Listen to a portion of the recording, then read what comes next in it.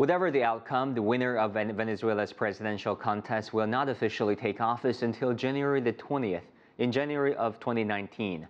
That leader will oversee a country weakened by recession and political turmoil. Phillip Gunson is a senior analyst with the International Crisis Group. He focuses on policy and advocacy issues linked to Venezuela's political situation. Sir, I want to ask you about the Venezuela's election. It traditionally holds elections in December, but this was moved up to April and then again in May. Why change the date?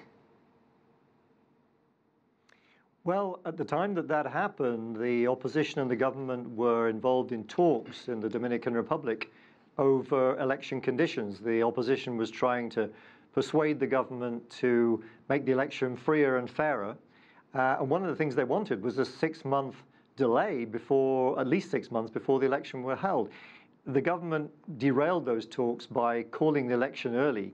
And it did so, I think, mainly because that was the best way for it to exploit the divisions and the disagreements within the opposition. The opposition, as you mentioned there, as Stephen mentioned in his report, is divided over what to do. Many people didn't want to take part at all. Some people said voting was the way, even though the conditions were not right. And the government moved ahead very swiftly to schedule an election before the opposition really had a chance to come to an agreement internally and even choose a candidate.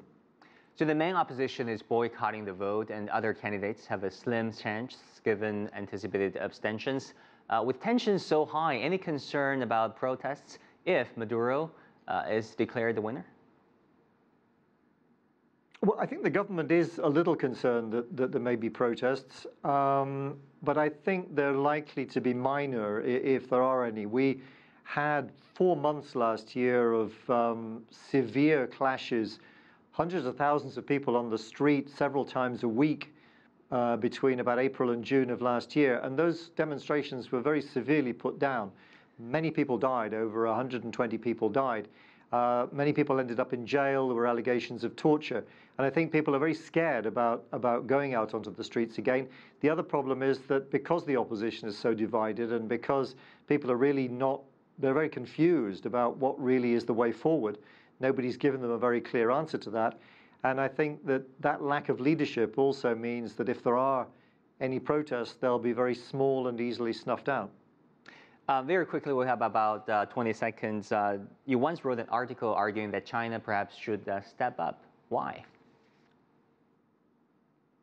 I think China, which has been a very strong ally of President Maduro, probably needs to rethink its policy towards Venezuela, not least because China has a lot of interests here. Its economic and financial interests are tied up in Venezuela. Venezuela owes a lot of money. And this is a government which really doesn't show any sign of carrying out the kind of policies that would stabilize the economy and enable China to get its money back, and also for Chinese businesses here, oil among others, to actually see a profit. Phillip Gunson, thanks so much.